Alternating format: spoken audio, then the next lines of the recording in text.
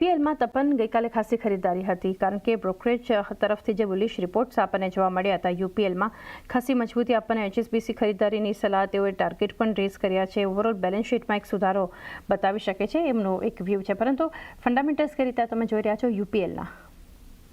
Fundamentally જોઈએ તો આપણે જ્યારે ટેરિફનો મામલો આવ્યો હતો 25% ટેરિફ લાગે ત્યારે બધા સ્ટોક ખાસા એવા પડ્યા હતા.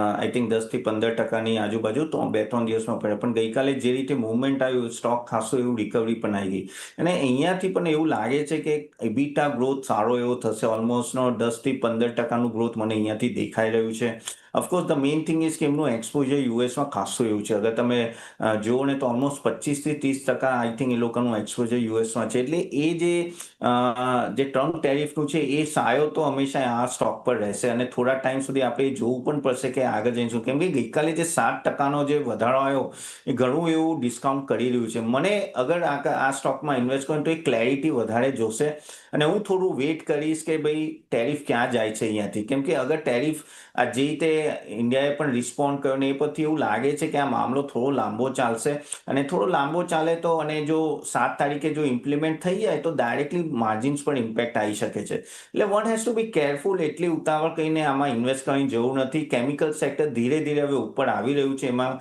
કોઈ ડાઉટ નથી. પણ આઈ થિંક થોડું વેઇટ એન્ડ વોચ વધારે હશે કેમ કે આનું એક્સપોઝર ઓફકોર્સ યુએસ તરફ વધારે છે.